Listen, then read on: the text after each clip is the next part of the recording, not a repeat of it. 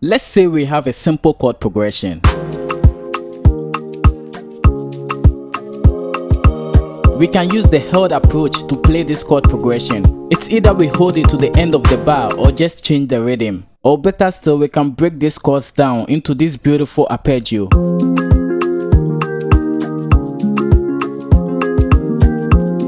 We can also use the same chord notes to write a lead melody.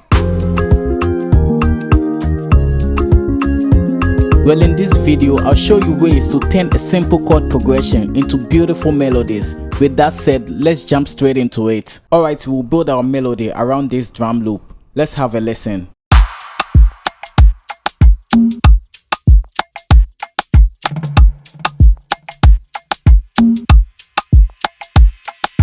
This is the G major scale highlighted. It has only one sharp, the F sharp. I'll be using the electric guitar sound bass from Contact to make this guitar melody. Let's select the first and second degree of the scale. Turn them into chords by skipping each scale note twice. Skip and skip.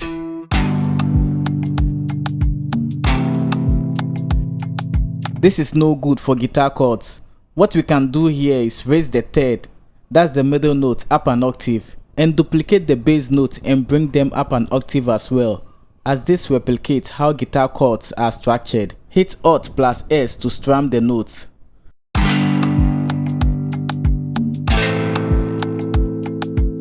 This is way better than before. Block chords are good, but you can make it better by arpeggiating the notes. We basically break them down sequentially instead of all the notes playing together. And I'll change the rhythm a little bit with the next chord.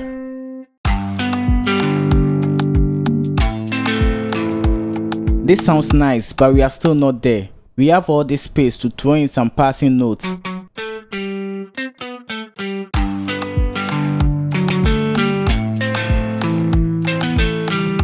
We can add a catchy phrase on top to carry the whole melody. All we do is copy it to the next half and add variation. Just one single note adds a whole lot of different vibe to it.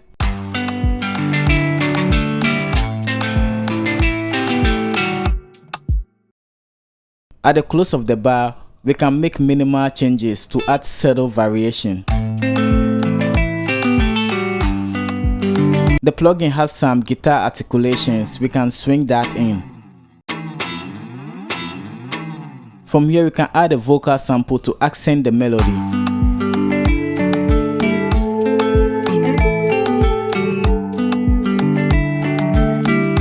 Add some E piano chords from Analog Lab 5. Something like this is okay, but we can do better by revoicing it.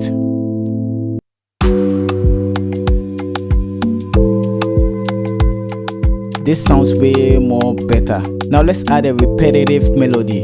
I'll use this kalimba from Expand 2. We use same chord progression, do Shift plus D to shorten the note, and we can make this simple pattern.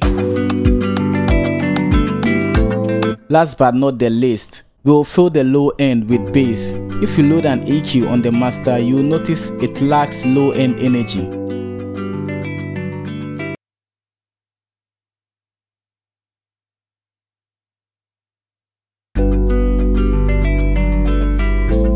Now you can feel all that energy.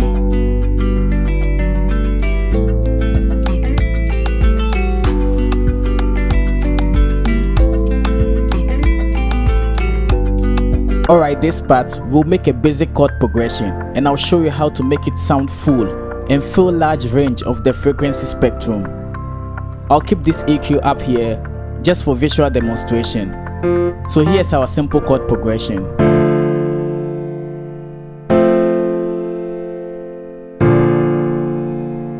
Piano is a mid-range instrument, right? We can add depth by going lower on the keyboard.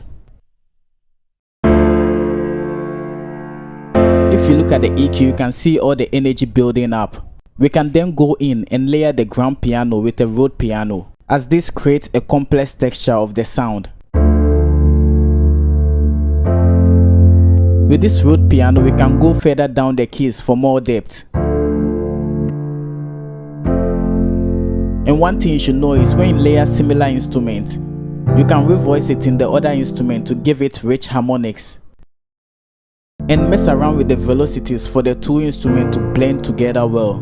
With this done, we can still feel the mid-range. I'll add some guitar chords. With guitar chords, it varies slightly from piano chords. So when you have a basic triad, raise the third up an octave and duplicate the bass notes, bring them up an octave too, as this replicates how guitar chords are structured. Now we can add delay for movement.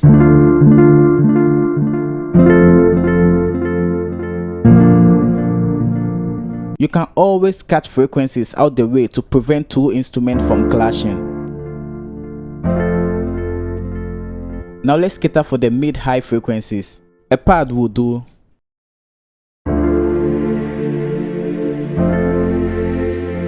From here we can bring in our bass.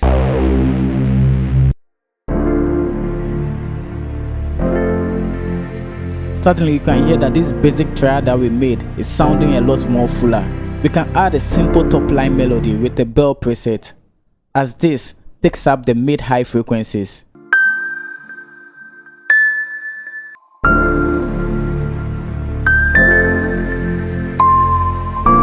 We again add delay for movement.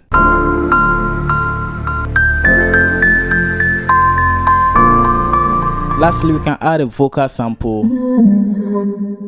a percussion loop, and done. Like always, thanks for watching and see you in the next one.